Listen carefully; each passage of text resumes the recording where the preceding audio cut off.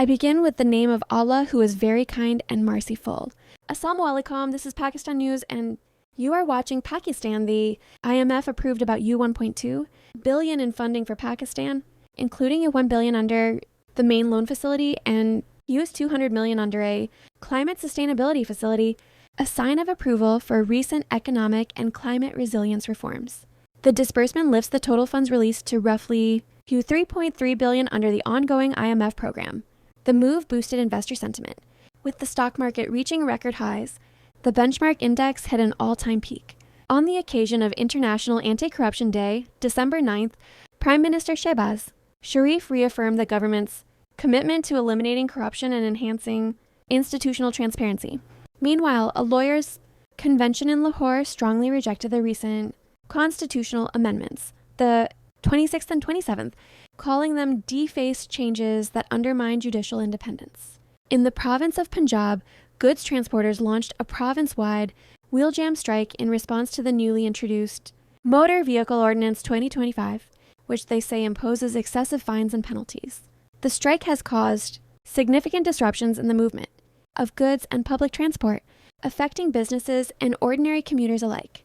Pakistan and Indonesia signed a series of agreements to deepen cooperation in sectors including trade, healthcare, education, halal certification, and SME development.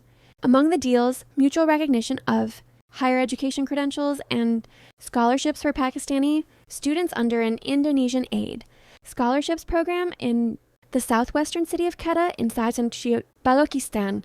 Authorities have imposed Section 144, banning public gatherings, tinted vehicles, pillion riding, and even face masks, citing rising security threats.